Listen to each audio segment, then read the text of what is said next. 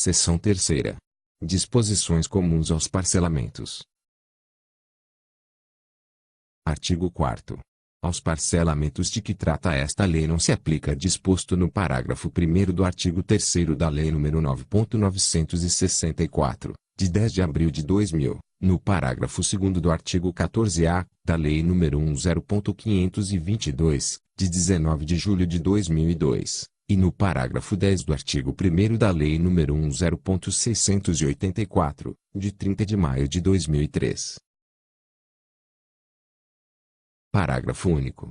Não será computada na apuração da base de cálculo do imposto de renda, da contribuição social sobre o lucro líquido, da contribuição para o PIS, PASEP e da contribuição para o financiamento da Seguridade Social, COFINS a parcela equivalente à redução do valor das multas, juros e encargo legal em decorrência do disposto nos artigos 1º, 2º e 3º desta lei. Artigo 5º. A opção pelos parcelamentos de que trata esta lei importa a confissão irrevogável e irretratável dos débitos em nome do sujeito passivo na condição de contribuinte ou responsável e por ele indicados para compor os referidos parcelamentos, configura a confissão extrajudicial nos termos dos artigos 348, 353 e 354 da Lei nº 5.869, de 11 de janeiro de 1973, Código de Processo Civil, e condicione o sujeito passivo à aceitação plena e irretratável de todas as condições estabelecidas nesta lei. Artigo 6º.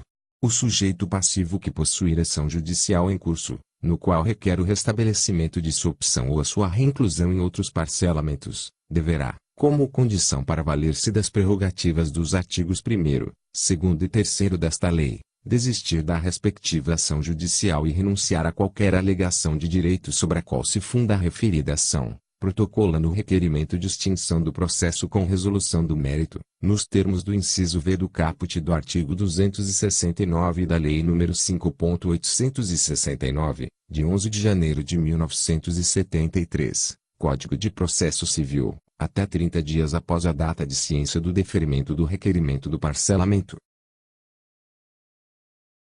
Parágrafo 1º.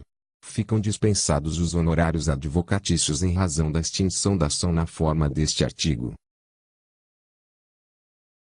Parágrafo 2º. Para os fins de que trata este artigo, o saldo remanescente será apurado de acordo com as regras estabelecidas no artigo 3º desta lei, adotando-se valores confessados e seus respectivos acréscimos devidos na data da opção do respectivo parcelamento. Artigo 7º. A opção pelo pagamento à vista ou pelos parcelamentos de débitos de que trata esta lei deverá ser efetivada até o último dia útil do sexto mês subsequente ao da publicação desta lei. Parágrafo 1º. As pessoas que se mantiverem ativas no parcelamento de que trata o artigo 1º desta lei poderão amortizar seu saldo devedor com as reduções de que trata o inciso I do parágrafo 3º do artigo 1º desta lei, mediante antecipação no pagamento de parcelas.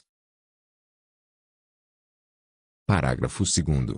O montante de cada amortização de que trata o parágrafo 1º deste artigo deverá ser equivalente, no mínimo, ao valor de 12 parcelas. Parágrafo 3º.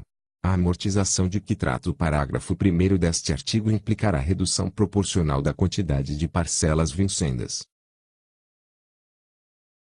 Artigo 8º.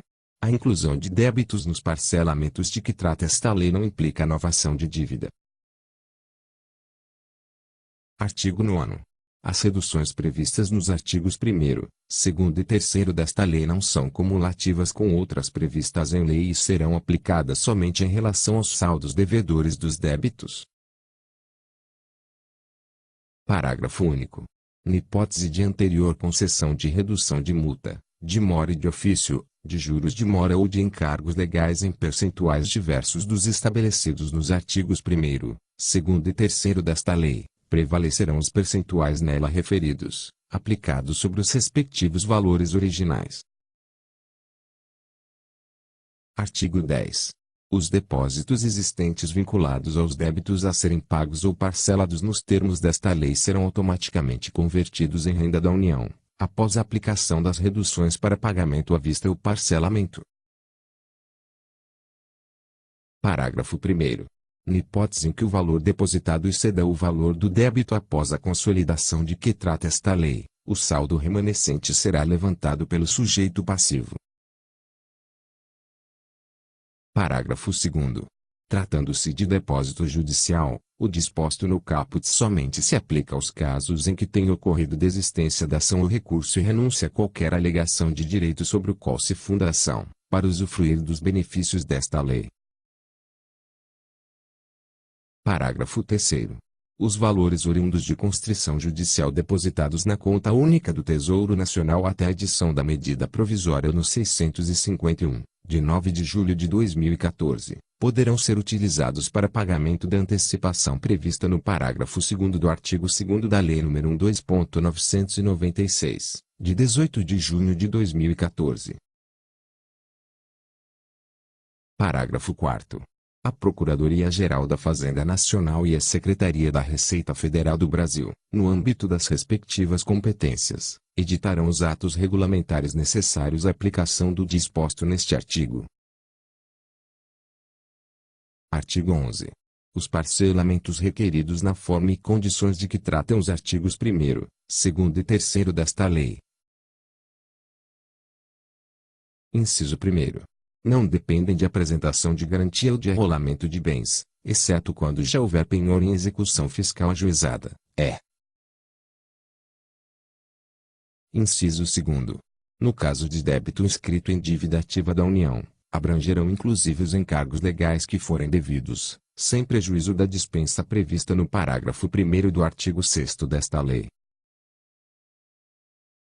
Artigo 12. A Secretaria da Receita Federal do Brasil e a Procuradoria-Geral da Fazenda Nacional, no âmbito de suas respectivas competências, editarão, no prazo máximo de 60 dias a contar da data de publicação desta lei, os atos necessários à execução dos parcelamentos de que trata esta lei, inclusive quanto à forma e ao prazo para a confissão dos débitos a serem parcelados. Artigo 13.